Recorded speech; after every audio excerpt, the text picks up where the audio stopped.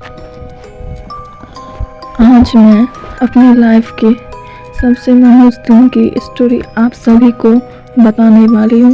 मुझे ये भी पता है कि आप लोगों में से कुछ लोग इन सभी बातों पर विश्वास करते होंगे और कुछ नहीं।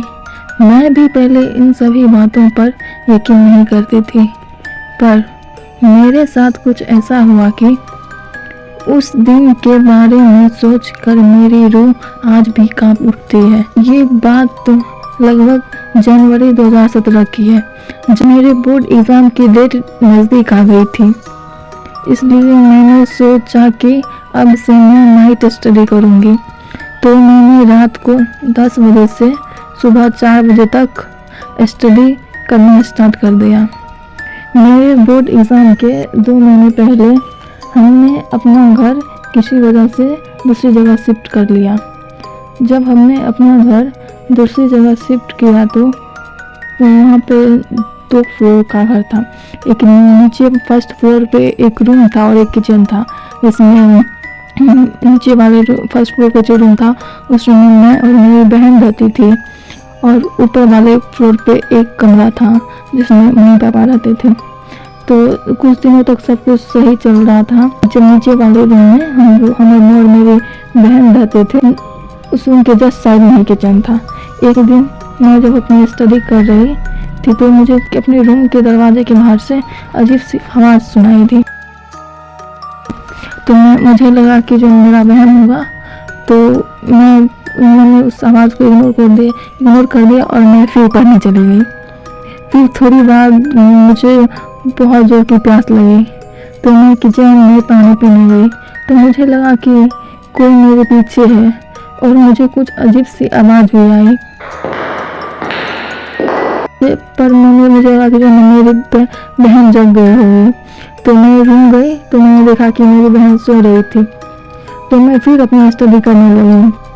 थोड़ी देर बाद मुझे लगा कि कोई हमारे रूम के बाहर चल रहा था। तो मुझे ये बात थोड़ी अजीब लगी, पर मुझे लगा हो सकता है मेरा बहन होगा। पर थोड़ी देर बाद और जोर से आवाज़ आने लगी, तो मुझे कुछ ठीक नहीं लगा। मैं घबरा गई, मुझे बहुत डर भी लग रहा था।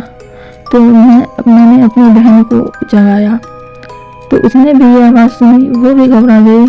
तो फिर हम लोगों ने सोचा, हम लोगों का जो रूम का जो डोर था ना, उस डोर पे एक छोटा सा छेद था। मैंने और मेरी बहन ने डिसाइड किया कि हम उस होल से देखते हैं क्या उस साइड क्या है जो इतना आवाज़ हो रहा है, कौन चल रहा है बार बार।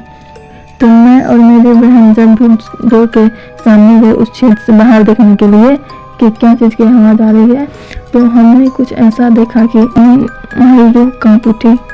हमें खुद भरोसा नहीं हो रहा था कि हमने ये देखा है। हमने देखा कि कोई एक साया बार बार हमारे रूम से किचन और किचन से हमारे रूम की तरफ चल रहा है। ये देख के हम दोनों बहुत डर गए, पर हम लोगों ने कोई भी आवाज़ नहीं की।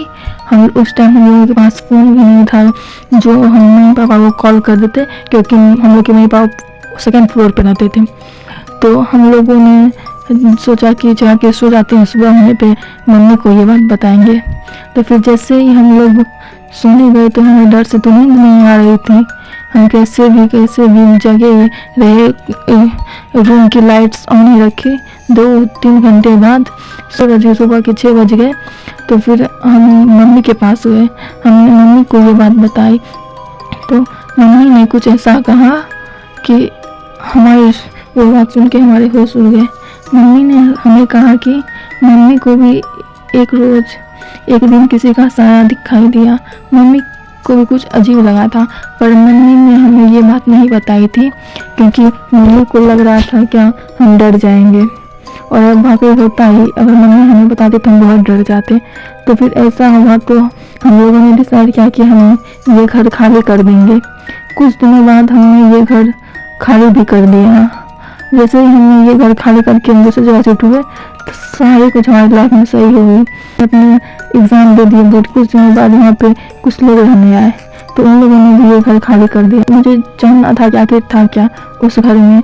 तो पर उस घर के जो पड़ोसी थे, वो उसके यहाँ मेरी एक फ्रेंड रहती थी, मेरी एक कोई फ्रेंड के अंकल थे।